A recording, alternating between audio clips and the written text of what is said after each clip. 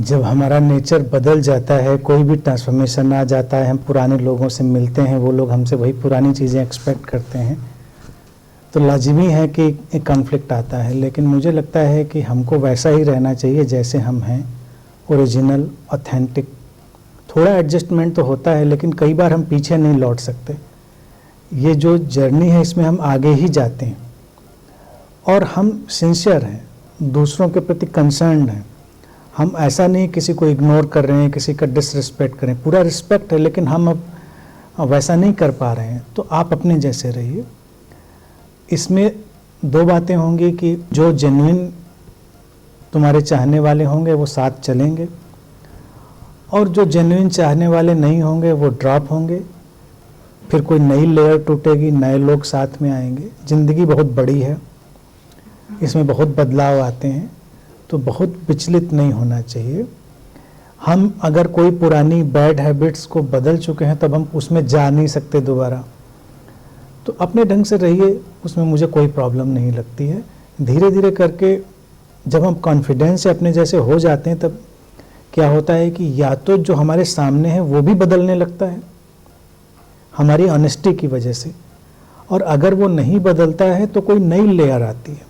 जो friend circle या हमारे जानने वालों का सर्कल होता है, देखा जाए वो भी इंफॉर्मेशन और एनर्जी का एक बंडल होता है। मतलब पर्सन क्या है, वो इंफॉर्मेशन और एनर्जी का, एनर्जी यानी अवेयरनेस, कॉन्शियसनेस, व्हाटएवर, उसका एक बंडल है। तो हम एक खास किस्म की इंफॉर्मेशन और एनर्जी के बंडल से इंटरेक्ट कर रहे हैं। हमारी इंफॉर्मेशन एनर्जी यानी हमारी इंफॉर्मेशन अवेयरनेस चेंज हो गई है, तो दो ही चीज़ें होंगी, या तो उसको बदलना पड़ेगा या फिर कोई नया इंफॉर्मेशन एनर्जी का बंडल हमारे सामने आएगा। ऐसा होता है। तो ये चीज़ मैंने खुद फेस करी है जो तुम कह रहे हो ना, इसीलिए ये बातें मुझे बड़े अच्छे से समझ में आ जाती हैं कि हम जब पुराने ढंग से नहीं इंटरेक्ट करते हैं तो कई लोग निराश होते हैं, कई लोगों को, हालांकि मैं पर्सनली जब देखता हूँ तो मुझे ऐसा कुछ खास था नहीं, बदलाव ऑलमोस्ट वैसा ही बदलाव था।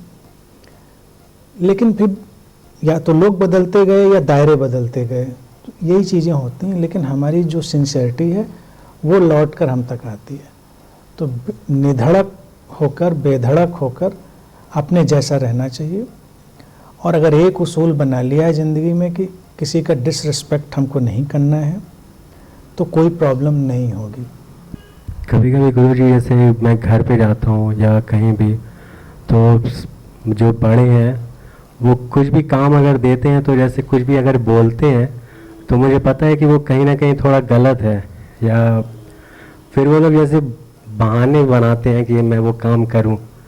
तो कभी कभी रेस्पेक्ट देने के लिए मैं कुछ बोल नहीं पाता हूं कि क्या गलत है क्या सही। फिर सोचता हूँ खैर इसमें कोई नुकसान नहीं है, कर देना चाहिए। तो क्या ये सिचुएशन ऐसे कंटिन्यू रखनी चाहिए या इसमें कुछ इसमें बदलाव बेशक लाना चाहिए सिचुएशन में, और रिस्पेक्ट के साथ ये बात उनको जाहिर करनी चाहिए कि हम उन बातों से सहमत नहीं हैं, कई बातों से, और अगर हम कर रहे हैं तो ये केवल आउट ऑफ रिस्पेक्ट कर रहे हैं। और अगर हमको कुछ गलत लगता है तो उस गलत को गलत अच्छे शब्दों में, अच्छे ढंग से, रिस्पेक्टफुल्ली कहने की कोशिश करनी चाहिए। कई बार क्या होता है, मैंने देखा बहुत सारे लोग ज़िंदगी में बहुत कुछ गलत अनइंटेंशनली कर रहे होते हैं। लोग अच्छे होते हैं, बड़े अच्छे इंसान होते हैं, लेकिन अभी उनको खुद ही रियलाइजेशन नहीं है कि जो हम कर रहे हैं वो गलत है। तो अगर हम उनके सामने वो चीज़ रखते हैं और वो सचमुच में जेन्युइन हुए, अच्छे हुए, तो वो खुश भी होते हैं कि चलो किसी ने मुझको ये बात बताई। बताने का तरीका हमको धीरे धीरे इवॉल्व करना चाहिए। बस वही आर्ट है कि हम ऑफेंसिव होकर कोई बात बताएं या पेशेंस से, प्यार से बताएं। तो जानते बूझते हुए, अब गलत के अपने देखिए पैमाने हैं और गलत की डिग्रीज हैं। गलत मायने क्या, इसको हमें देखना पड़ेगा। कोई चीज़ एथिकली गलत है, कोई चीज़ सामाजिक रूप से गलत है, और कोई चीज़ मान लीजिए आध्यात्मिक जगत देखें तो बस केवल अंधविश्वासों को प्रमोट करने वाली है। तो किसी को खुश करने के लिए उन चीज़ों में नहीं जाना चाहिए। अपनी बात रख देनी चाहिए कि देखिए ठीक है, लेकिन मैं इस बात से सहमत नहीं हूँ। आप अगर कहते हैं तो मैं कर दूंगा इस बात को, लेकिन मैं इसके लिए बहुत राज़ी नहीं हूँ इस बात के लिए। तो अगर हम बहुत कॉन्फिडेंस से बात रखते हैं तो जो भी बड़े बुजुर्ग हैं इस बात को हमेशा समझते हैं। मैं भी अपने घर में रहा, मैंने कितनी बार इस बात को बताया कि कट्टर ब्राह्मण फैमिली में पैदा होने के बावजूद, घर में सारा कर्मकांडों का वातावरण होने के बावजूद, लोगों ने जब हमारा नेचर तेवर मुझे लगता है बचपन से ही देख लिया होगा, तो किसी ने मुझे किसी बात के लिए फोर्स नहीं किया।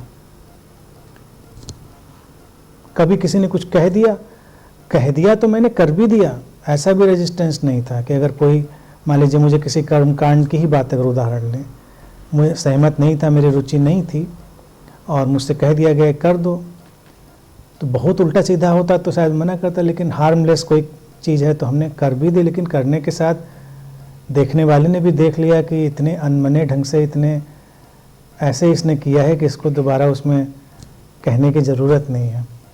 तो धीरे धीरे ग्रेजुअली सब ने बंद कर दिया, या कहा जाए अपने हाल पे छोड़ दिया और रास्ता बनता चला गया। बस मेरा ये देखना रहा कि हम डिसरिस्पेक्ट नहीं कर रहे हैं जानबूझ के, बस उतनी चीज़ है, उतने से काम बन जाता है।